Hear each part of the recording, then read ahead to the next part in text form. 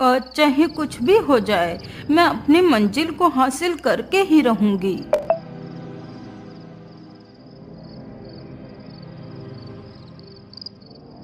डायन चलते चलते एक बड़े से पेड़ के पास पहुंचती है।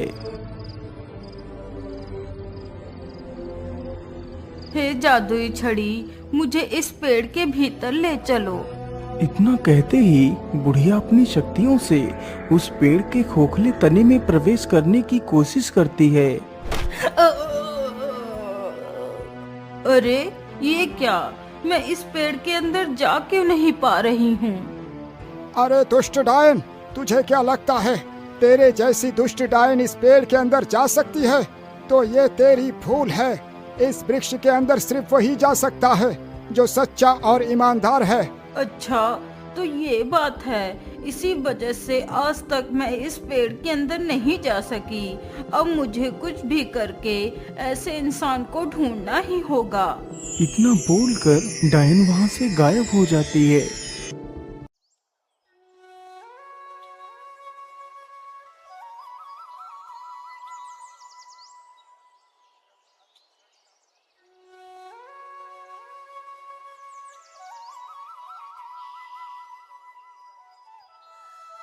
सेठ जी, मुझे कुछ पैसे दे दीजिए।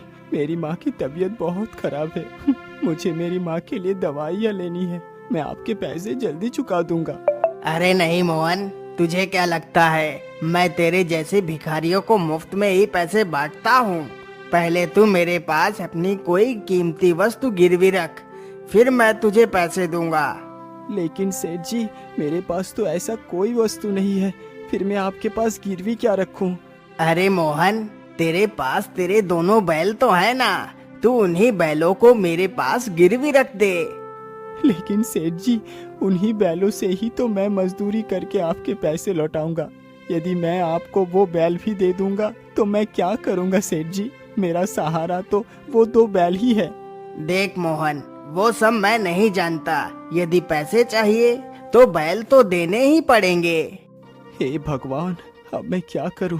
यदि दवाई लेकर नहीं गया तो मेरी माँ मर जाएगी। मैं ऐसा करता हूँ, अपने बैलों को ही गिरवी रख देता हूँ। क्या हुआ मोहन, तुम क्या सोच रहे हो? कुछ नहीं सेठ जी, मैं तैयार हूँ। आप मेरे बैलों को रख लीजिए, बस आप मुझे उन दोनों बैलों के बदले 20 रुपए दे दीजिए। ठीक है, ये लो 20 रुपए। मोहन तुरंत ही 20 रुपए लेकर बाजार जाता है और अपनी माँ के लिए दवाइयाँ खरीदता है तथा 1 महीने का राशन ले लेता है। हाँ हाँ, मैंने सारा सामान ले लिया है। चलो अब वापस घर लौट चलता हूँ। इतना कहकर मोहन अपने घर के लिए निकल पड़ता है।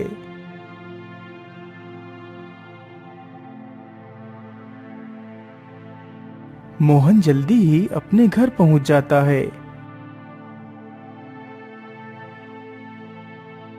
देखो माँ, मैं तुम्हारे लिए दवाइयाँ और पूरे 1 महीने का राशन ले आया हूँ। लेकिन बेटा, इतने सारे पैसे तुम्हारे पास आए कहाँ से? माँ, हमारे पास और कोई दूसरा रास्ता नहीं था, इसीलिए मैंने अपने दोनों बैलों को सेठ के पास गिरवी रख दिया। माँ, मैंने सोच लिया है कि मैं आज ही शहर को चला जाता हूँ और पूरे 1 महीने तक शहर में ही पैसे कमाऊंगा। फिर वापस अपने गांव आ जाऊंगा और अपने दोनों बैलों को वापस ले लूंगा। अच्छा ठीक है बेटा, तुम्हें जैसा भी ठीक लगे वैसा ही करो। अच्छा माँ, अब मैं चलता हूँ। तुम अपना ख्याल रखना, मैं जल्दी ही लौट कर आऊंगा। इतना कहकर मोहन पोटली में कुछ सूखी रोटियां बांधता है और शहर के लिए निकल पड़ता है।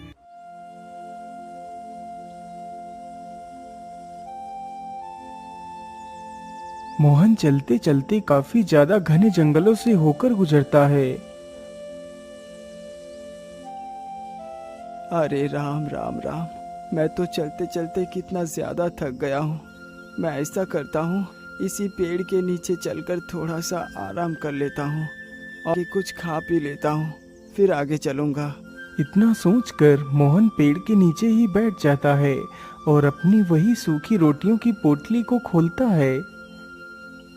अरे क्या बात है बेटा, देखने में तो तुम बड़े ही भोले और शरीफ लगते हो। तुम ये सूखी रोटियां क्यों खा रहे हो?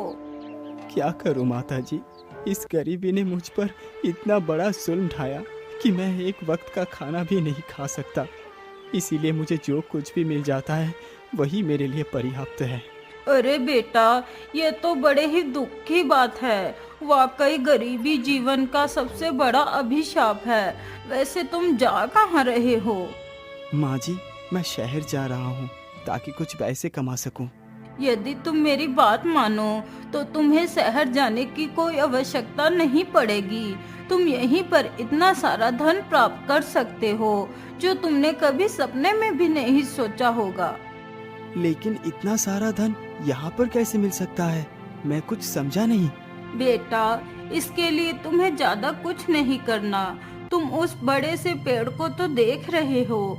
उसी पेड़ में एक खोखला तना है। मैं तुम्हें अपने जादू से उस खोखले तने के भीतर भेजूंगी। उस पेड़ के अंदर एक गुफा है जिसमें 3 दरवाजे हैं। एक दरवाजे में तांबे के सिक्के हैं और दूसरे में चांदी के सिक्के हैं तथा तीसरे में सोने के सिक्के हैं। तुम्हें जो भी सिक्के चाहिए हों तुम अपनी मर्जी के हिसाब से ले सकते हो। लेकिन माता जी, आप ये सब मुझे क्यों बता रही हैं, जबकि आप खुद उस सारे सोने को निकाल सकती हैं? बेटा, यदि मैं उस पेड़ के अंदर जा पाती तो कब की चली गई होती।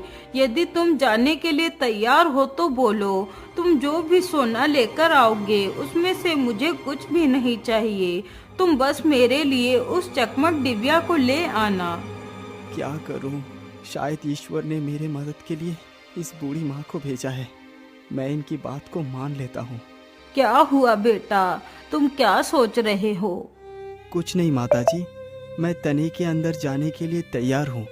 तो फिर ठीक है, चलो मेरे साथ। इतना बोलकर वह बूढ़ी महिला मोहन को उस पेड़ के पास ले जाती है। क्या तुम तैयार हो अंदर जाने के लिए? हाँ हाँ, मैं तैयार हूँ। तो फिर ठीक है, यह जादुई औषधि अपने पास रखो।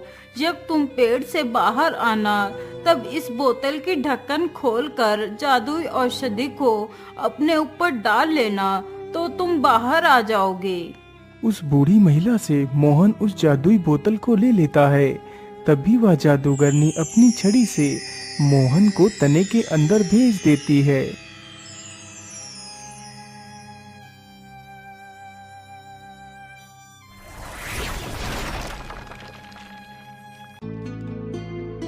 अरे बाप रे बाप, ये गुफा तो कितनी बड़ी है। चलो मैं जल्दी से उन तीनों दरवाजों को ढूंढता हूँ। इतना कहकर मोहन गुफा में इधर उधर घूमने लगता है।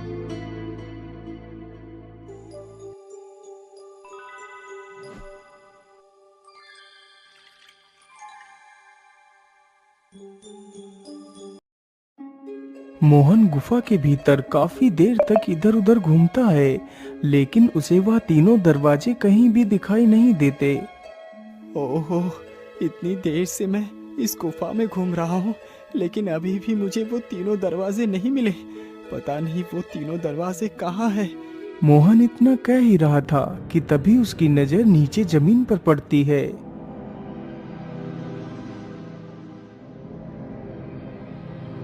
अरे ये क्या? ये तो एक गिलहरी है और इसने तो अपने मुंह में एक सोने का सिक्का दबा रखा है। इसका मतलब जिस ओर से ये गिलहरी आ रही है उस ओर ही वो तीनों दरवाजे हैं। मुझे उस ओर ही चलना चाहिए। मोहन उस ओर को ही चल पड़ता है जिधर से वह गिलहरी आई थी। कुछ दूर चलने के बाद मोहन उन तीनों दरवाजों के पास पहुंच जाता है। अरे मैं तो उन तीनों दरवाजे के सामने ही खड़ा हूँ। चलो जल्दी से दरवाजे को खोल कर देखता हूँ। इतना सोचकर मोहन दरवाजे के पास जाता है और उस दरवाजे को खोल देता है तो देखता है कि हर तरफ तांबे के सिक्के ही सिक्के थे। अरे वाह, जैसा उस बूढ़ी महिला ने बताया था यहाँ तो एकदम वैसा ही है। तो इसका मतलब सोने और चांदी की सिक्के का दरवाजा अभी बाकी है। चलो जल्दी से दूसरा दरवाजा खोलता हूँ। इतना कहकर मोहन गुफा का दूसरा दरवाजा भी खोल देता है तो देखता है कि दूसरे दरवाजे के अंदर सब चांदी के सिक्के ही पड़े हैं। चलो अब मैं जल्दी से उस सोने के सिक्के का दरवाजा भी खोलता हूँ। फिर मोहन तीसरा दरवाजा खोलता है।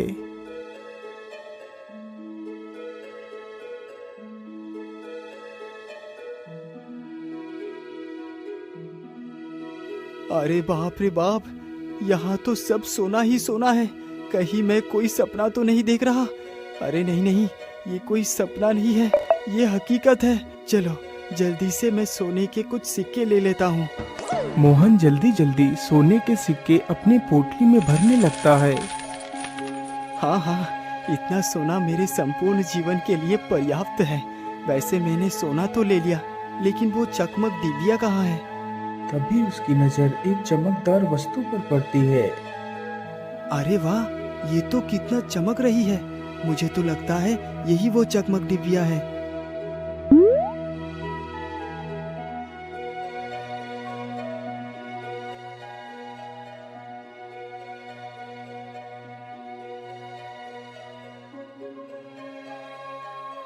आखिर वो जादूगरनी इस डिबिया का क्या करेगी?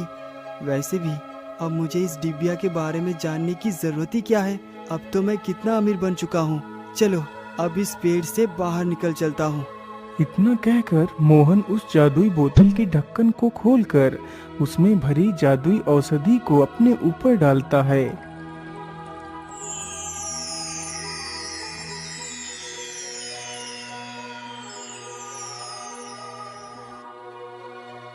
अरे वाह युवक, तुम तो कितने बहादुर हो। जिस कार्य को कोई नहीं कर पाया वो तुमने कर दिखाया। लाओ लाओ जल्दी से मुझे ये चकमक डिबिया दे दो। इतना कहते ही वह जादूगरनी उस चकमक डिबिया को ले लेती है।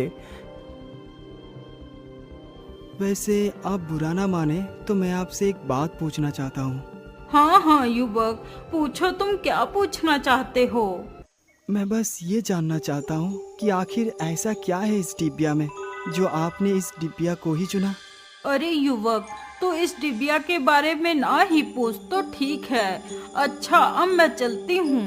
इतना बोलकर जादूगरनी गायब हो जाती है।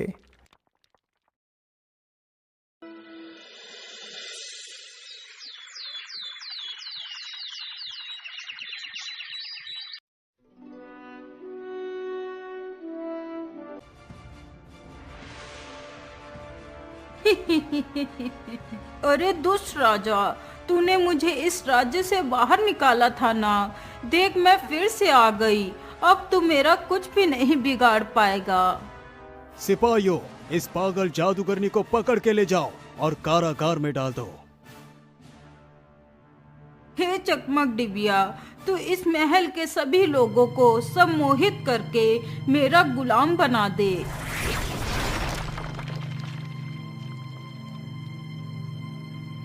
राजमहल के सभी लोग उस जादूगरनी के वश में हो जाते हैं।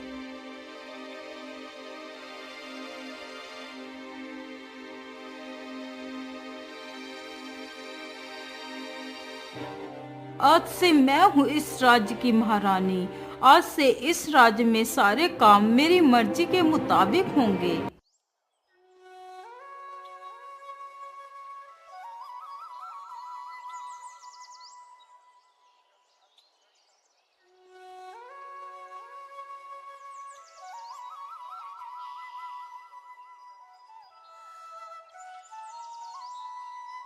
आज तो शिकार ढूंढते ढूंढते कितना समय गुजर चुका है, लेकिन अभी भी कोई शिकार दिखाई नहीं दिया। शिकारी यह सारी बातें सोचते हुए जा रहा था, तभी उसके कानों में कुछ आवाज आती है। अरे ये कैसी आवाज है? मुझे तो लगता है कोई जानवर कुछ खा रहा है। अरे ये आवाज तो उन झाड़ियों की तरफ से आ रही है। चलो चल कर देखता हूँ। शिकारी चुपके से झाड़ियों के पीछे जाकर देखता है तो एक सुअर तरबूज के कुछ फल खा रहा होता है। अरे वाह वाह वाह, शिकार तो मिल गया। इसका शिकार करने के बाद तो मुझे पूरे 1 हफ्ते तक शिकार करने की कोई आवश्यकता नहीं पड़ेगी। इतना कहकर शिकारी अपना धनुष बाण संभालता है और उस सुअर पर निशाना लगाता है और अपना तीर उस सुअर के ऊपर छोड़ देता है। तीर छूटते ही सुअर के शरीर में जा लगता है। तभी सुअर अपनी पूरी शक्ति के साथ वहां से भागता है। सुअर को भागता देख शिकारी भी उसके पीछे पीछे भागता है। सुअर भागते भागते एक किसान के खेत में जा गिरता है। जिस किसान के खेत में सुअर जा गिरा था वह किसान बहुत ही कपटी था। अरे बाप रे बाप, इतना बड़ा सुअर मेरे खेत में आ गिरा, आनंद ही आ गया, आज तो मेरी दावत ही हो गई है। इतना कहकर किसान उस सुअर को अपने कंधे पर उठा लेता है। तभी वहां पर वह शिकारी भी आ जाता है। अरे भाई, ये शिकार तुम कहाँ ले जा रहे हो? ये शिकार तो मेरा है, इसको मैंने मारा है। अरे नहीं भाई, यह शिकार मेरा है, क्योंकि यह शिकार मेरे खेत में आकर मरा है, तो इसलिए यह शिकार तो मेरा ही हुआ ना। अरे नहीं भाई, आप ये कैसी बातें कर रहे हैं? ये शिकार तो मैंने किया है, इसीलिए ये मेरा है। नहीं, यह शिकार मेरा है, मैं इसे नहीं दूंगा। इसी बात को लेकर दोनों में काफी ज्यादा बहस हो जाती है। अरे भाई, क्या बात है? आप लोग आपस में क्यों बहस कर रहे हैं? अरे देखिए ना भाई, इस सुअर को मैंने मारा है, लेकिन ये व्यक्ति मुझे मेरा शिकार नहीं दे रहा। नहीं, यह शिकार मेरा है, मैं इसे नहीं दूंगा। फिर वह दोनों अपनी अपनी बात उस व्यक्ति को बताते हैं। उन दोनों की बात सुनकर वह व्यक्ति भी घबरा जाता है कि वह किसके पक्ष की बात करे। अरे भाई, आप लोग आपस में ही झगड़ा मत करो, तुम दोनों राजा के पास चले जाओ, वो तुम दोनों का फैसला जरूर कर देगा। इतना सुनकर दोनों व्यक्ति राजा के पास जाते हैं और अपनी अपनी समस्या उस डाइन को सुनाते हैं। ओहो, अब मैं क्या फैसला सुनाऊं? मैंने तो कभी भी कोई फैसला किया ही नहीं। महारानी जी, आप कुछ बोल क्यों नहीं रही? ये शिकार मेरा है। अरे नहीं दुष्ट शिकारी, यह शिकार उसी का है जिसकी जगह पर ये जाकर गिरा है, इसलिए यह शिकार तुम्हारा नहीं है। उस जादूगरनी ने फैसला उल्टा सुना दिया। बेचारा शिकारी दुखी होकर वहां से चला जाता है और फिर से जंगल की ओर जाता है।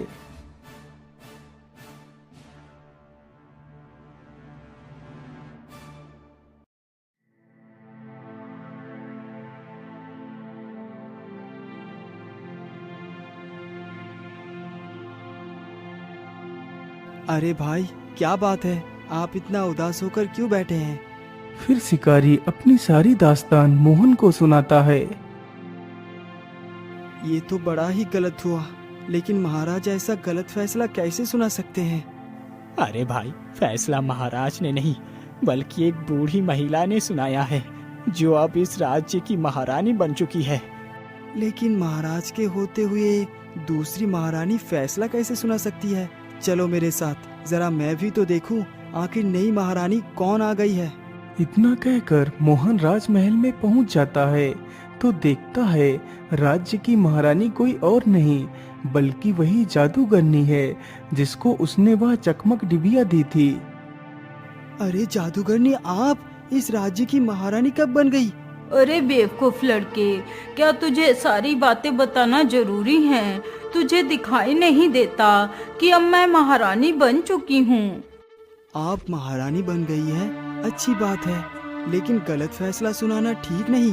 अरे बेवकूफ, मैं चाहे कोई भी फैसला सुनाऊं, ये मेरी मर्जी है। मैं जो चाहूंगी वही फैसला सुनाऊंगी। अपनी सलामती चाहते हो तो चुपचाप यहाँ से चले जाओ। इतना सुनकर वह दोनों वहां से वापस चले जाते हैं।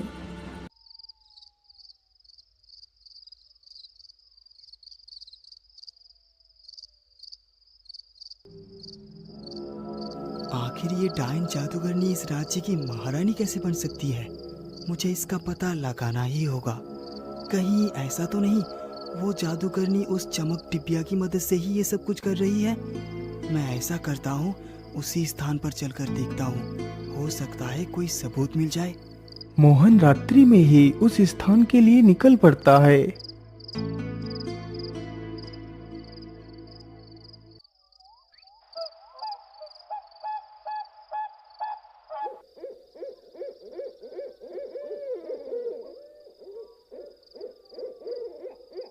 हे जादुई पेड़, मेरी मदद करो।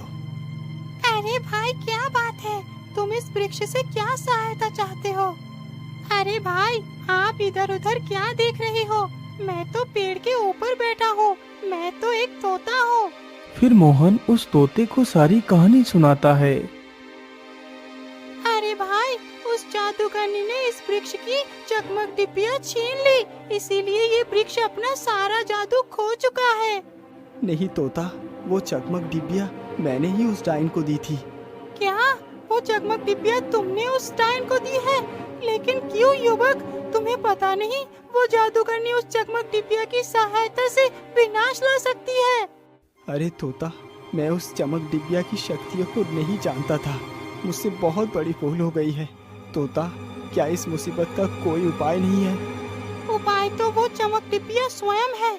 यदि वो चकमक डिब्बिया मिल जाए और उस डिब्बिया को इस पेड़ के खोखले तने में डाल दिया जाए तो सब कुछ पहले जैसा हो जाएगा। लेकिन अब वो चकमक डिब्बिया हमारे हाथ नहीं लग सकती, क्योंकि मैंने उस डायन को ढूंढने की बहुत कोशिश की, लेकिन वो कहीं नहीं मिली। अरे तोता, मैं जानता हूँ कि वो डायन कहाँ है। वो डायन ही तो हमारी राज्य की महारानी बन बैठी है। ओह, अच्छा, तो वो डायन महारानी बनकर बैठी है। अरे युवक, चलो मेरे साथ उस महल में। लेकिन तोता, वहाँ तो सैनिकों का कड़ा पहरा है, हम पकड़े जाएंगे। युवक, तुम चिंता ना करो, तुम महल के बाहर दूर खड़े रहना। मैं उड़कर जाऊंगा और उस चकमक डिब्बिया को उठा कर ले आऊंगा।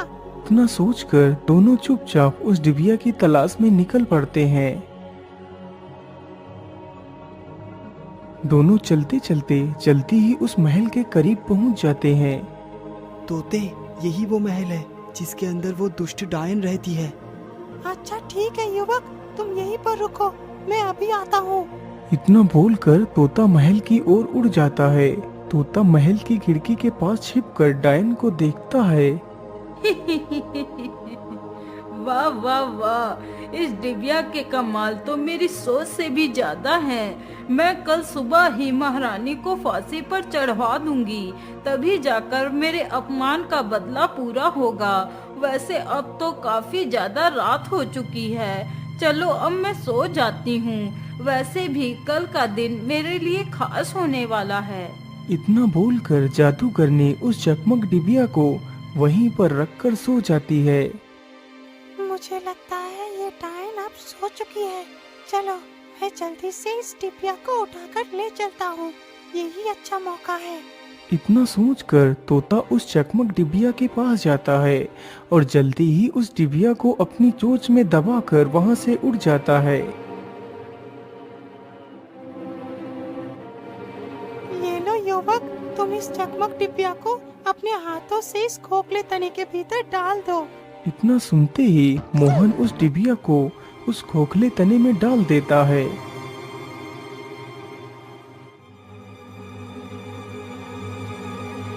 वाह युवक वाह, पहले चकमक डिब्बिया को ले जाते हो और फिर उसे वापस करते हो। मैंने तुम्हारे जैसा इंसान तो नहीं देखा। नहीं नहीं वृक्षदेव, ये डिब्बिया मैंने नहीं बल्कि उस डायन ने ले ली थी। वृक्षदेव, मैं चाहता हूँ कि आप उस दुष्ट डायन को इसकी सजा दें, क्योंकि वो डायन बहुत ही दुष्ट है। मोहन, उस डायन के कर्मों की सजा राजा उसे खुद देगा, तुम फिक्र ना करो।